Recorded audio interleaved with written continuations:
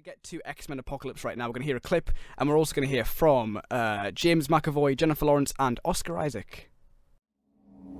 You can't escape it, Eric. Who are you? Elohim, Shin, Ra. I've been called many names over many lifetimes. I am born of death. I was there to spark and fan the flame of man's awakening, to spin the wheel of civilization, and when the forests would grow rank and needed clearing for new growth, I was there to set it ablaze. You don't know your own strength, but I do. Reach down, feel the metal in the ground. Reach as deep as you can.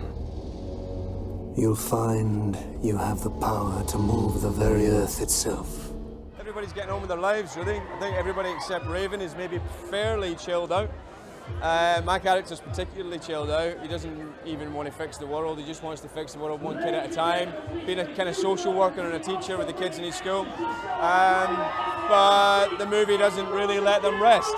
The movie sort of destroys their peace and forces them to fight again. You know? They're going to be. It's kind of scary. It's really thrilling, but a little scary and really emotional. I think they're gonna experience a story of incredible epic proportions. I think they're going to experience destruction on a massive scale and also real emotion. That was James McAvoy, Jennifer Lawrence, and my beautiful baby, Oscar Isaac, talking about X-Men Apocalypse. We're going to review the film right now, but we have been joined by some X-Men superfans. Is that right? Hello. Hello. We've got Callum Presswood and Tom Bobson Robertson. Yes. But you've asked me to refer to you as Bobson. I mean, you can refer to me as whatever. I'll call you Bobson if you really yeah. wish. I asked you guys, I asked about to find some X-Men superfans, and you were the ones who came forward. Is that right? Jumped at the opportunity. Jumped at the chance. Yeah, I've been very, very excited for this film since like the first trailer. And then there was like another 30 trailers, and I was still excited for it. Like, I remember seeing the after credits scene of Days of Future Past, and when it revealed what the next film was going to be about, I was like, I'm so excited for this. Have you guys read the comics? Or like, no, I've not personally. Just very big fans of the films. Just massive fans of the films, yeah. Yeah, big fans of the films. Read a couple of the comics, but like a while ago. But yeah, films. I see. I like to do like a little bit, like I like to know what's going on though. I like to know kind of like looking up who the characters are, who is Apocalypse and stuff like that. So I did my research. Good. Let's talk about the film then. Ryan, what is it all about, X-Men Apocalypse? Yeah, so X-Men Apocalypse follows on from the last one, which I just watched last week, and it's really good. I've really, really enjoyed that. It's probably one of my favourite of the series. And basically we just pick up 10 years after where that one left off. Moira McTaggart has discovered a cult in Egypt, and they are basically trying to rise up the ancient god, the first mutant Apocalypse, from his grave, and he rises up and recruits his 4 horsemen of the Apocalypse, and it's up to the X-Men to reunite and save the world from him. Now, we all saw the critical reaction. Yeah, have you guys seen the sort of response it's been getting? I was looking this morning, looking like at Rotten Tomatoes and things like that. Yeah, I've heard it's like quite mixed, isn't it? Yeah. But some people are calling it like an embarrassment. Some people like a wet fart of a final part of the trilogy. Like, but no, I mean I feel like the strength of the 3-part series that has started with Vaughn and Singer from First Class to Apocalypse has thrived on the fact that McAvoy and Fassbender are great together as Magneto and Professor X, and that is probably why I think that I'm veering more towards the positive side of the critical scale, because they do work really well together, and the film doesn't forget their relationship at all throughout. And I do think that it's very unfocused. It does have major problems within it, but I don't think it's anywhere near as bad as some reviews are saying, because the strength of that relationship does consistently work, and Fassbender's just one of the best actors on the planet right now, and he basically carries it at some point because they work so well together. And I mean, all of the people they bring in as the new X-Men, from Sheridan to Sophie Turner, what is it with this series and poor American accents? Yeah. And Peter Dinklage in the last one, yeah, and then this, I don't know, but they've had problems with that, but yeah, they all work with, and despite the fact that there are problems, it does set up sort of, and there are going to be more films after that. They already said the next one's in the 90s, so I feel like this is the setup for a new generation, sort of, because they had. I mean, a lot of the old cast didn't want to come back for the last one. It was only Bryan Singer who eventually made them come back and say, "Have one last ride," you know, as like a future and past combined thing. But if that is the case, then all they had to do was make sure that there was a core of cast members who would be there for the future films, and that's easier said than done. But they've managed to get themselves. I mean, this is the last film for Nicholas Hoult, Jennifer Lawrence, McAvoy, and Fassbender. So they'll have to renegotiate for all of those people. But they have all expressed interest, apart from Jennifer Lawrence. But you know, I think that's good for them because they all do have enough strength. I mean, the first 2 X-Men were great. Like they did change the landscape, and I think it's a big plus for the X-Men franchise that has managed to stay so sort of relatively consistent as outside of the X-Men prequel films that because I mean, in the face of the Marvel Cinematic Universe coming out, and you've got obviously the Nolan trilogy in between that, which have all came out and sort of changed superhero films in different ways. They've managed to keep this sort of relatively consistent, but also keep it sort of in the comic book style that you would want, rather than sort of making it too grounded and sort of like too dark at odds with what they were trying to go for. And I feel like in this one, despite the fact that there are major problems, like I say, I think the pacing's off by a long way. I think some of the characters get really short shrift. I mean, especially Angel and Psylocke don't really get too much to do. But I feel like for what it is worth, it was an entertaining film, and there was a lot there to like despite the problems. So yeah, let's open it up then to the big fans. What did you guys think? Personally, I really enjoyed it. I will be honest, I came away from it kind of like I was a bit like I had a few questions that I was a bit confused about, and I had to talk to Bobson. But like once he cleared it up, because I'd completely. One thing I'll say is make sure that you watch First Class and Days of Future Past right before, because I went into just into Apocalypse thinking, oh yeah, I've seen them, I know what the crack is. I had forgotten as well. But then there was just like things that happened. I was kind of like, whoa, I'm like completely clueless what was going on here. I completely forgot that the timeline had been reset in Days of Future Past. So I'd thought that kind of Apocalypse was like the end of the trilogy. That I thought they were just doing it as a trilogy: First Class, Days of Future Past, and Apocalypse. I thought that's what was happening. So when it got to the end of it, I was kind of like, well, what's happened now? You can't just leave a trilogy hanging very like well that. Just end like that, because I mean, if they can't negotiate the contracts for all of the stars, it could just be like the lead on. It's annoying that films get bogged down by contracts and stuff. Just let it happen. Let's let it be fine. I know, but Jennifer Lawrence wasn't exactly a megastar when First Class happened. It was only a year later. She was I in want Hunger to talk Games. about Jennifer Lawrence, but first, Bobson, what did you make of it? Yeah, I really enjoyed it. I agree sometimes the pacing was a bit off, but I think everyone gave a really good performance, and I enjoyed it. It was a solid superhero movie. Yeah, a good follow-on from Days of Future Past, which was kind of like regarded as one of the best ones. Definitely echo the watch them before though, because it can get a bit confusing. But yeah, Days of Future Past is still, I think, the best of the trilogy. But this is definitely solid, like really good. It's very much, as Ryan was saying, it's very much a film about Magneto and Professor X. Yeah. What do you think of the relationship? Because it's kind of been boiling for so long. Do you think this is like a really strong story for them both? I don't know. It felt slightly shoveled into me. I don't know. It was a really good thing about they're facing Apocalypse, and then they were like, oh, but these two also still have a conflict as well. Don't forget that. So I don't know. It was all right, but it just. I think a lot of my problems do lie. I mean, it's been rumored itself that Bryan Singer was told to put in a finale like that in this film. Like, he wanted something more subdued, but he was told, no, you've got to have the bang wallop finale that was in the film. And I feel like that was definitely probably the weakest part of the film for me, because it does seem to sort of veer into a CGI mess at times near the last act. And I feel like you do. I mean, obviously we haven't really mentioned Oscar Isaac either. I think he does. I mean, despite the fact he is under like layers and layers of CGI, and he sounds like Stewie Griffin. Yeah, he really does. Like, I do feel like he was, I don't know. Like he felt like a bit of a throwback to like. Sort of like the bit more like loose villains. I mean, obviously, like Marvel in the cinematic universe have struggled to make sort of memorable villains, and whether you like it or not, Oscar Isaac's Apocalypse is going to be memorable, mainly because of his 25 tones of voice that he chooses when he decides to go from a whisper to a modulated voice to a shouty the voice. Eddie back to a Redmayne whisper. school of shouting. All the way through sort of a croaky voice where he sounds like he smoked 20 packs of cigarettes a day.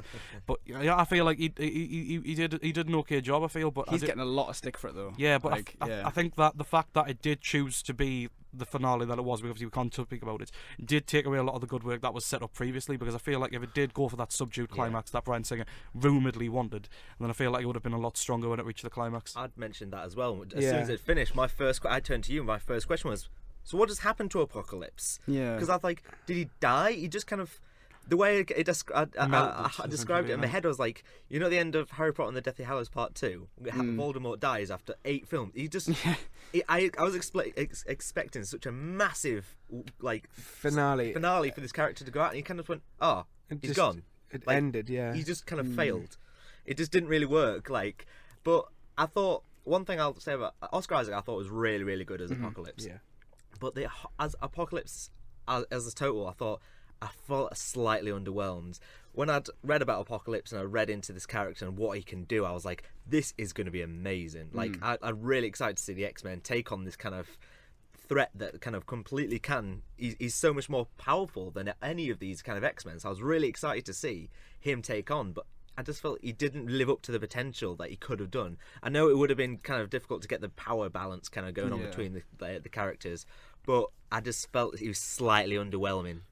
Yeah, my thoughts. I think that's the biggest thing with superhero movies in general, is like they have this god character, they set him up really, really well, and then there's like half an hour left, and you're like, how are we going to end this? Yeah. We just got to, right, the guy's defeated. You do wonder with them, for Marvel Thanos in the cinematic universe, the fact that he's only sort of had like really, 5-minute appearances. Really scared so far. that like he's just going to lose. They've got 2 films to do it in, but they've sort of, I think that's just sort of a problem with villains in general. Really, you've got to have sort of, if you build them up too much, they become too much of a threat, and then you've just got to sort of Deus Ex Machina them, and then, but otherwise the sound the same sort of like a wet fart threat, and they feel like they don't matter at all, and that's probably why the Joker did so well for him in the Dark Knight trilogy, in the Dark Knight, the one film he was in, because he did a lot and he was defeated in a reasonable way, rather than just being built up like this omnipresent being that Apocalypse is. I mean, he's the first mutant. I mean, I guess they had to sort of, and it obviously no spoilers, but it takes a fair bit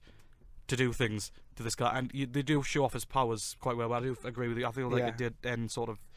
It's just sort of it's eminent with the problems I had with the climax. It all sort of just feels like a bit of a damp squib, to be honest, at the end.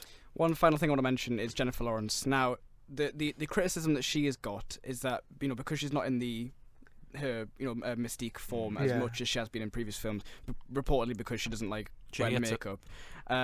Some people have said that she's just turned into Katniss in this film. She's essentially just playing her character from the Hunger Games now. It didn't feel like Mystique. I know, obviously, like we've seen Mystique, Lawrence play Mystique with the last 2 films, and I really enjoyed him. I really enjoyed her character, but it just felt like it just didn't feel like her. The only time you kind of really saw it with Mystique was like 1 or 2 times where she actually transformed into another character, and I was like, that's something that like her character's abilities was so important, that the whole like saga, but it just didn't feel like her. It just you just felt know like, that as soon as the take finished, like, right, get me out of this, get me out of this makeup now. I feel like you could have easily wrote her out of this film compared to the last film, where she was like integral to everything that was going on. In this one, she was just kind of there and like something to chase after for McAvoy and Fassbender. They did such a good job of showing all of the mutants' powers really well, and then Mystique, like, it just didn't feel as important. And one more thing as well, Quicksilver. Best scene in the film. Very good. Fantastic. He really did. Yeah, there is another scene. You think this one's better than the last one? I think it's far better than the last one. I mean, the last one came out of nowhere, and this one was just. I mean, I don't know. I'm a sucker for the use of time in a bottle in the last one, but I like that this one was a lot more meticulously planned. You saw a lot more stuff going on. I don't know. It was really It was really like show-offy. Yeah. And it was really sort of, you know, like indulgent in the way that you would expect. Like, you like this one, well, here's one that's almost 6 minutes longer. Yeah. And I do feel like that was to his credit, though, because he did need a bigger role in the last one after people were so positive to his appearance in the last one. And I feel like they did show off enough of him this time without making him feel sort of like a Deus Ex Machina, because if they did show off his powers too much, it'd be like, well, why didn't Quicksilver just do that for the whole film?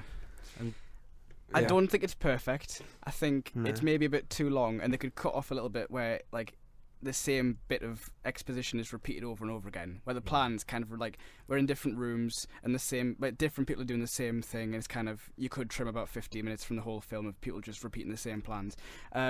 But I'm excited for the future, because I think the way the film sets up the new generation is really exciting. I like how it looks. I like the cast, and I think it's going to be. I'm looking forward to the next one. I do feel like the fact that, I mean, this would have been a lot of a weaker film without the work they'd already built up with McAvoy and Fassbender, and there's a lot that they called back to from the original two, well, First Class and Days of Future Past, and that sort of deflects most of the bad stuff for me, because they have such a strong relationship, and they don't forget that even in that overly CGI laden finale, they always make sure to pan back to that, even if it does feel a bit sort of tacked on at times and sort of like, well, he's more drama to their side. I do feel like it works because they sell it well enough, and Fassbender is a world-class actor and McAvoy isn't too far off, and they never forget that, and I think that's why it's to its major strength.